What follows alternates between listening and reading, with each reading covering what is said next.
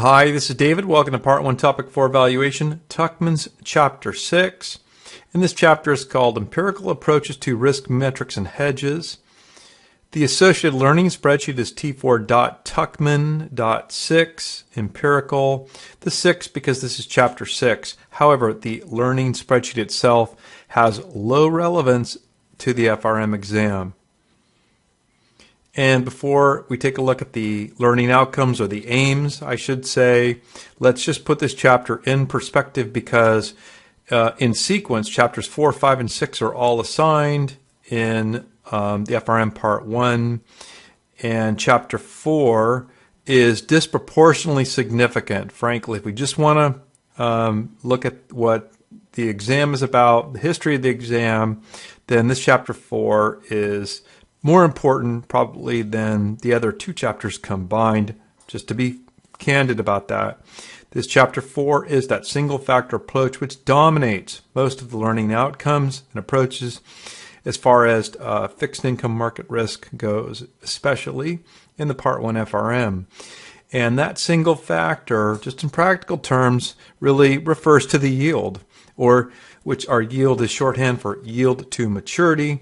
So we're using a yield-based DV01, or dollar value to zero, for example, in most of Part 1. That yield is also the single factor that underlies almost all of our approaches to duration and convexity. So that's the single factor approach in Chapter 4, and you hopefully recall that it tends to coincide with the assumption of a parallel shift in the term structure. Not necessarily, but in practice, that's really what it means. And that's also its limitation.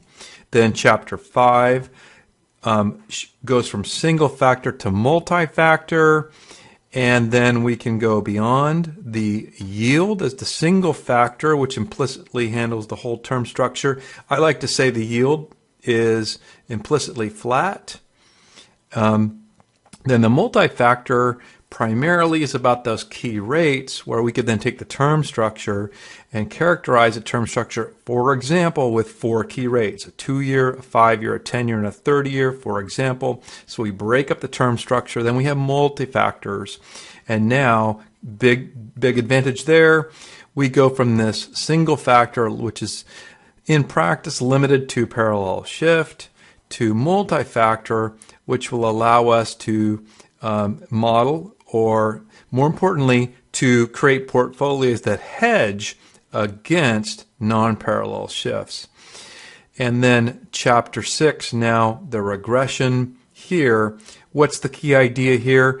Well, Tuckman says somewhere in the reading that it's not really so different. It's just that it's based on a regression.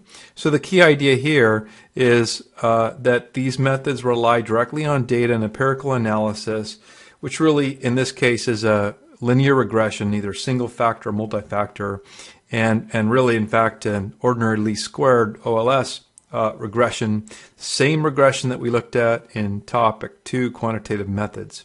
So that's the key idea, that these hedges are based on actual regressions of relationships, and so under that theory that the data would allow for more accuracy.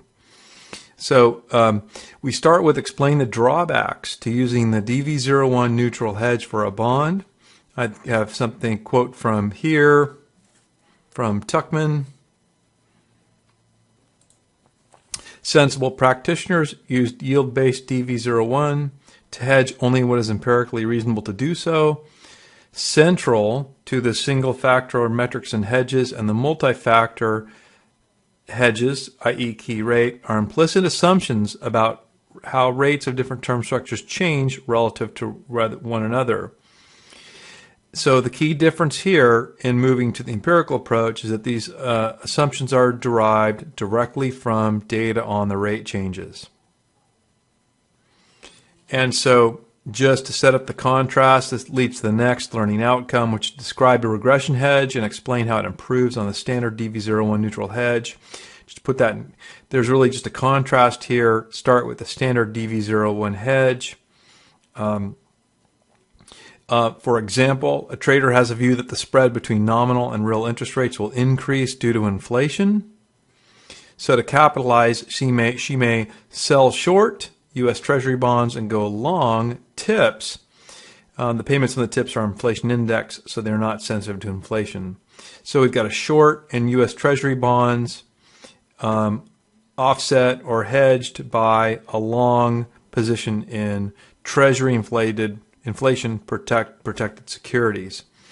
So if the trader goes short 100 million in face of Treasury bonds, we can solve for how long position she needs to enter to make the position DV01 neutral. And so that is given by the formula that is covered. This would be covered in the previous chapter 5. We're just doing the standard DV01 hedge here.